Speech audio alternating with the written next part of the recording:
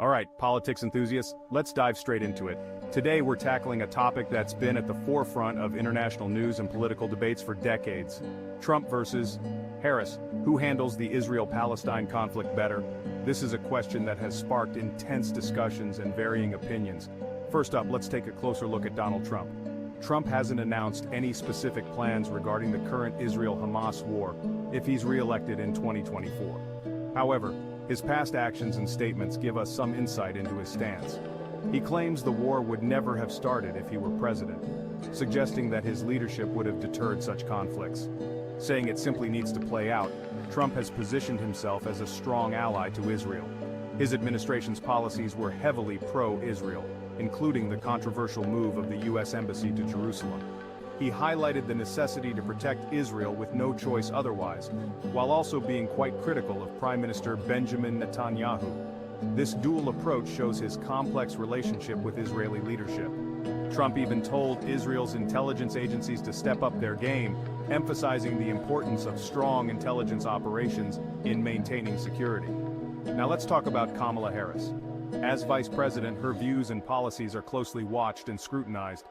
When asked how to handle the war in the Middle East, Harris stated that Israel has a right to defend itself, especially after the October 7th attacks. This aligns with the traditional U.S. stance on Israel's right to self-defense. However, she's also pointed out the high number of Palestinian civilian casualties. This dual recognition of both Israeli security and Palestinian suffering highlights her balanced approach.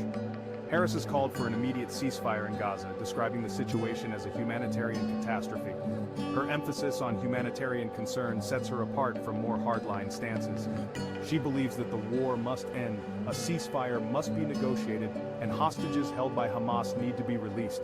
This comprehensive approach aims to address multiple facets of the conflict.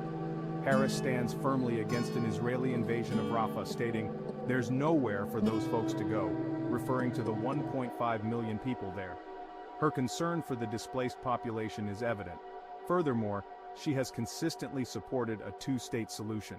This long-term vision for peace involves the creation of an independent Palestinian state alongside Israel. So, who do you think handles the Israel-Palestine conflict better, Trump or Harris?